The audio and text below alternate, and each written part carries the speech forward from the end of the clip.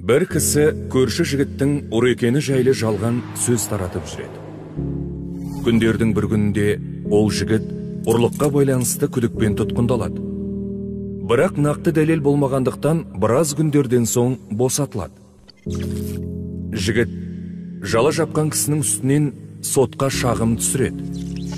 Сотта ол кісі: "Бұл сөзді жай әншейін айта салған ем.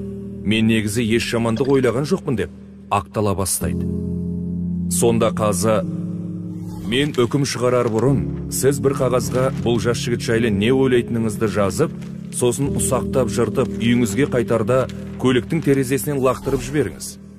Сот ісін ертең жалғастырамыз" деп үйіне қайтарады. Келесі күні әлгі кісіден қазы: "Енді барып кешегі шашып жіберген қағаздың бөлшектерін жинап түгендеп алып келіңіз" дейді. Оған ол кісі таңғалып: "Оны қалай жинамақпын? Ол қағаз бөлшектерін баяғыда жел ұшырып әкетті ғой. Оны қайдан таппақпын" деп абыржып қалады. Сонда қазы оған: "Сіздің 30 тістен шыққан сөзіңіз де сол секілді. Айтылған бойда ел ішіне тарап кетеді. Оны қайтара алмайсыз.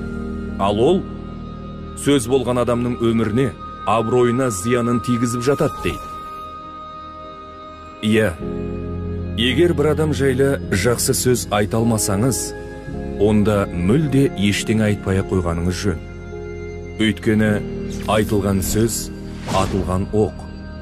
Адам сөйлемей тұрып өз сөзінің қожайыны болса, сөйлегеннен кейін сол сөзінің тұтқынына айналады. Ғайбат айтушы ұрыдан да жаман. Өйткені ол адамның ар-намысына, сеніміне қол сұғады. Ал оны қайта қалпына келтіру өте қиын.